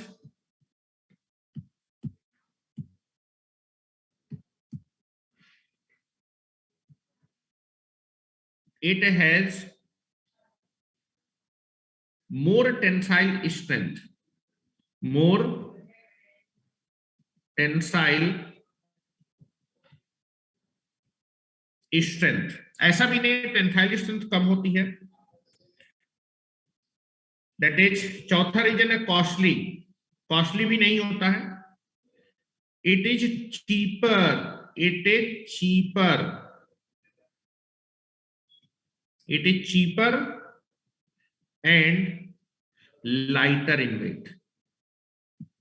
ठीक है, एल्यूमिनियम मेरा सस्ता होता है और चीपर होता है, ठीक है, इसलिए जाने चीपर होगा। देखो चीपर होगा तो चूंकि बहुत ज्यादा वायर लगता है तो सस्ता वायर यूज करेंगे, और दूसरा लाइट वेट का होता है तो जो आप जो है हल्का होता है, तो जो आपको टावर्स बनाने पड़ते हैं उनकी भी कॉस्टिंग कम हो जाती है, वो उतने मजबूत नहीं बनाने पड़ते, जबकि कॉपर भारी होता है, ठीक है, और कॉस्टली होता है।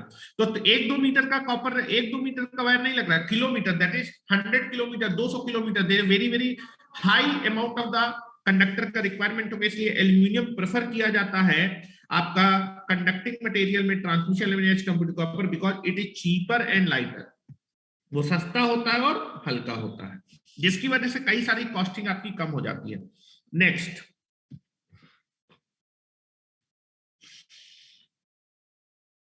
The specification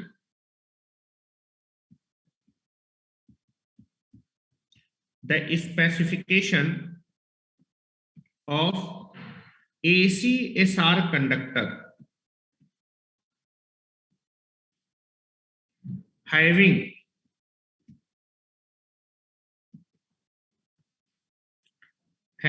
strands of steel के स्ट्रैंड आपके हैं 4 and 24 strands of aluminium H. अगर आपके पास एक एसीएसआर कंडक्टर है जिसमें स्टील के 4 स्ट्रैंड है, एल्यूमिनियम के 24 स्ट्रैंड है, उसको हम कैसे स्पेसिफाइड, कैसे रिप्रेजेंट करेंगे? Option number A, X by Y के फॉर्मेट में पूछा जा रहा है, एक्स बाई वाई के फॉर्मेट में 24/4। Option number B 7/13। Option number C 21/7। Option number D 31/7। Hello, कैसे रिप्रेजेंट करेंगे? एक्स बाई वाई में ऊपर स्टील हो सकता है, नीचे एल्यूमिनियम हो सकता है, सूर्य ऊपर एल्यूमिनियम नीचे स्टील, कुछ भी हो सकता है। एक्स बाई वाई के फॉर्मेट लिखेंगे तो दैट इज या तो ये 4/24 के फॉर्मेट रिप्रेजेंट किया जाएगा या फिर 24/4। क्या ऑप्शन दिया है? दैट इज ऑप्शन नंबर ए, 24/4।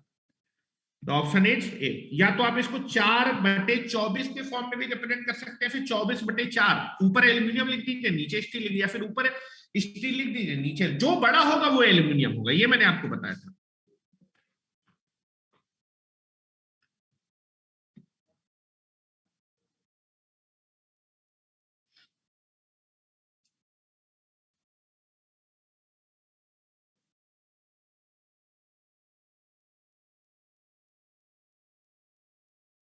लिखे next,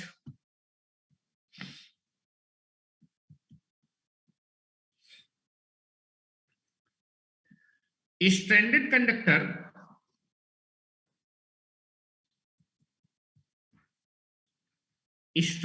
conductor is usually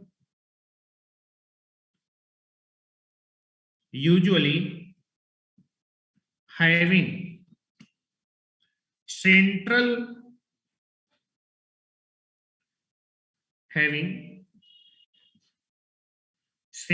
wire around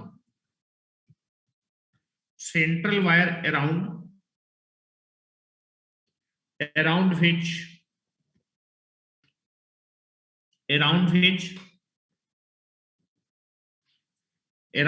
there are successive means होता है लगातार, there are successive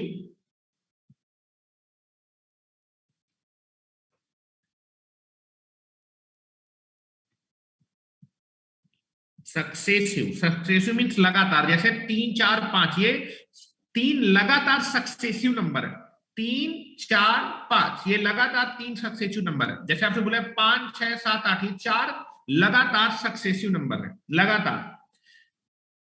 देखो सेंट्रल लेयर के ऊपर standard conductor usually having central wire अराउंडिंग, central wire के चारों तरफ which there are successive layers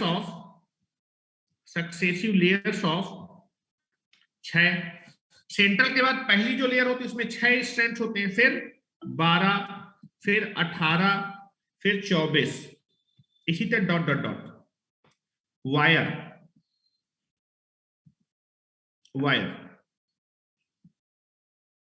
for N layer बोल रहा है, for N layer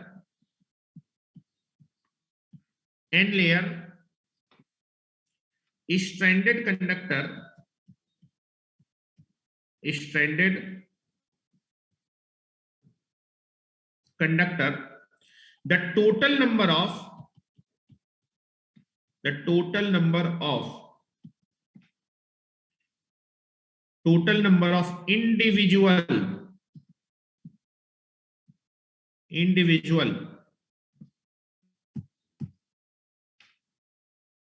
individual wire up to n layers।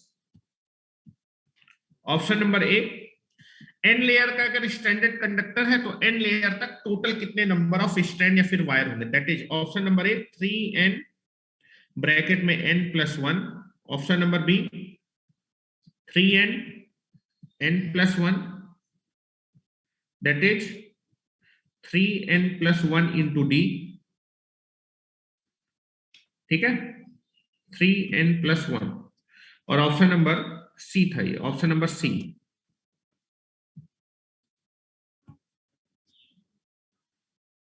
और ऑप्शन नंबर डी है नन ऑफ दीज। क्या correct answer है? आप देखेंगे एन लेयर के स्ट्रैंडेड कंडक्टर में एन लेयर तक टोटल स्ट्रैंड होते हैं। अच्छा, ए और बी दोनों एक ही ऑप्शन है, दिस इज +1 कर, ठीक है, दिस इज +1। तो टोटल बेटा जो है, जो टोटल नंबर ऑफ स्ट्रैंड होते हैं लेयर में 3n² + 3n+1, इसमें से जब आप 3n कॉमन ले लेंगे, जब 3n कॉमन लेंगे तो cn आ जाएगा, यहां पर बचेगा n+1+1। What is the correct answer? Option number B is the correct answer. तो अगर आपके पास n लेयर का एक standard conductor, total number of individual wires होते हैं 3n ब्रैकेट में n+1 ब्रैकेट क्लोज +1, या फिर 3n² + 3n+1, ये याद रखिएगा, this is the correct answer. Next, the diameter d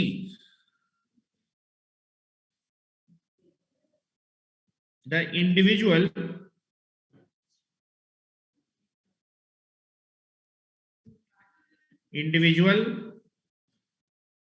wire diameter is d, small d, then the total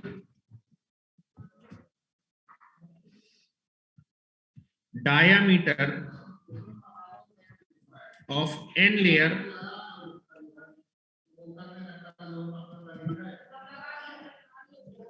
stranded conductor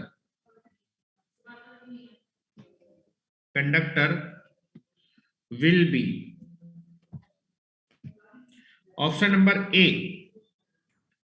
2n plus 1 into d, option number B 3 bracket में n plus 1 into d, option number C 2n minus 1 into d.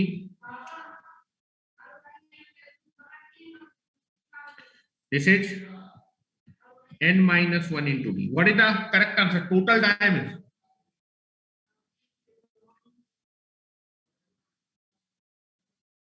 Central year, hello, इसमें total बोला है, central year include करते हैं हमेशा, जो भी बोल रहा है सेंट्रल ईयर इंक्लूड करके टोटल नंबर ऑफ स्टैंड बताए जाते हैं, ठीक है। अगर आपसे नहीं बोलेगा कि सेंट्रल स्टैंड नहीं कंसीडर तो एक कम कर दीजिएगा, एक कम कर दीजिएगा। अगर सेंट्रल ईयर नहीं लेंगे तो एक कम हो जाएगा। जब वो बोलेगा कि नहीं लेना है तो ऑप्शन नंबर ए है, लेकिन अब कुछ बोला थोड़ा total number of individual stand बताने हैं।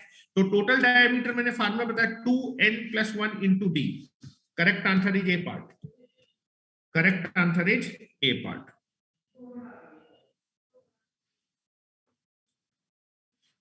चलो लिखे नेक्स्ट।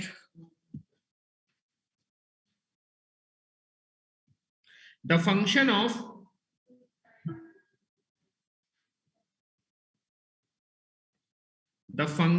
ऑफ स्टील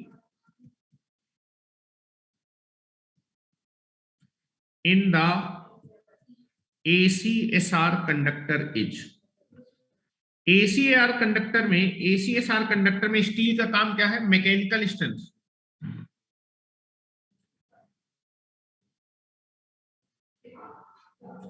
भैया ये बोला है आकाश, बोला है कि central stand is usually having central wire, central wire होता है, उसके चारों तरफ सक्सेसिव लेयर होती है। सक्सेसिव लेयर जो होती है लगातार, जो लेयर पहली लेयर होती है 6 की, फिर 12 की, फिर 18 स्टैंड, फिर 24 की, ठीक है।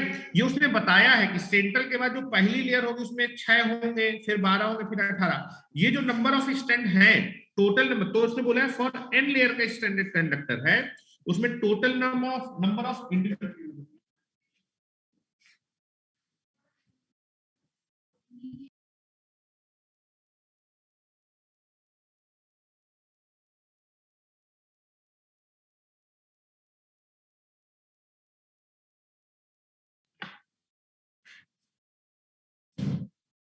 The function of steel, the function of steel,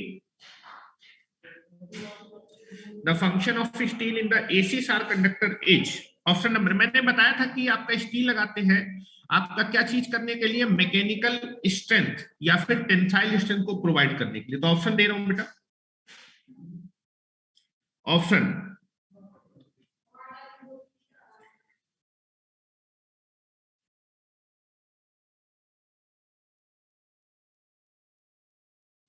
compensate, compensate, compensate of skin effect, skin effect को कम करने के लिए, ऐसा थोड़ा स्किन इफेक्ट को कम करने के लिए, गलत है। टेक केयर ऑफ सोर्स की टेक केयर, ऐसा थोड़ा सोर्स की टेक केयर कुछ नहीं करते हैं। Take care of source,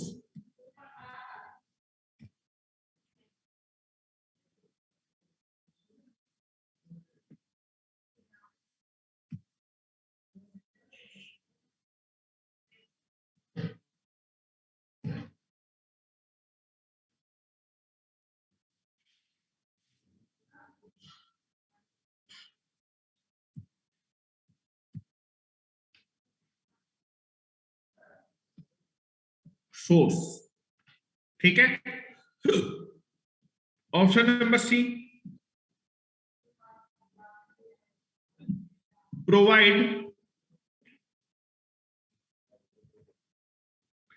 provide additional mechanical strength, steel का कोर जो होता है वो मैकेनिकल स्ट्रेंथ प्रोवाइड करता है, रिड्यूस इंडक्शन, इंडक्शन को कम करने के लिए,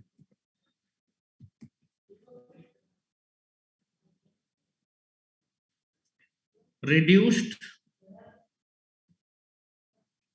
इंडक्शन।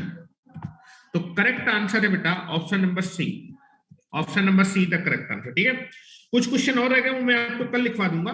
ठीक है, और फिर कल हम लोग स्किन और प्रॉक्सिमिटी इफेक्ट डिटेल में पढ़ेंगे कि किस किस चीजों पे डिपेंड करता है, स्किन डेप्थ क्या होती है, ये सारी की सारी चीजें आपका डिस्कस करेंगे। ठीक है, क्योंकि कैलकुलेशन ऑफ रेजिस्टेंस, अब आप देखेंगे ट्रांसमिशन लाइन के 4 पैरामीटर थे, resistance, inductance, capacitance and conductance. इनको कैसे कैलकुलेट करते हैं ट्रांसमिशन लाइन में, 2 वायर सिस्टम में हर एक फेज का इंडक्टेंस कैसे निकालेंगे, ठीक है, ट्रांसपोजिंग क्या होती है, ये सारी की सारी चीजें मैं आपको कैलकुलेट करना बताऊंगा। ठीक है, तो नेक्स्ट हम लोग जो है कल आपका पढ़ेंगे स्किन प्रॉक्सिमिटी इफेक्ट, उसके क्या क्या फैक्टर होते हैं, किन किन चीजों पे डिपेंड करता है, कैसे उसको कम किया जा सकता है, वो सारी की सारी चीजें हम लोग को देखना होगा। ठीक है, तो आज के लिए इतना ही रखते हैं। Thank you very much. आपकी 1 बजे से पावर इलेक्ट्रॉनिक्स क्लास लूंगा। ठीक है, चलिए, थैंक यू वेरी मच।